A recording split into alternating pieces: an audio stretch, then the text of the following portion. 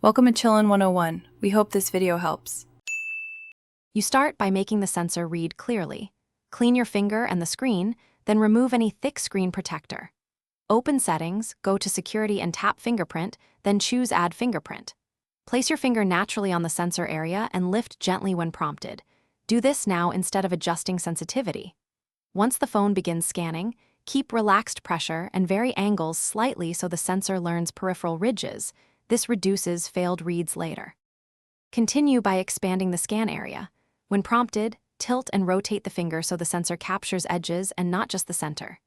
Make sure to vary pressure, light, medium, and firm, because the sensor maps different ridge contact.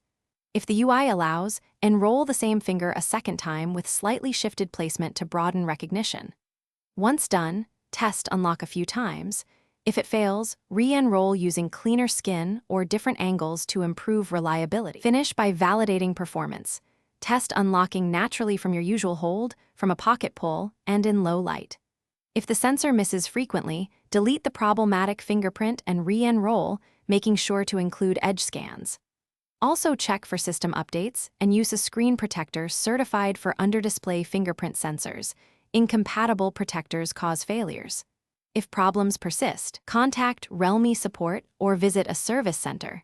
Sometimes firmware or sensor replacement is required to restore consistent recognition.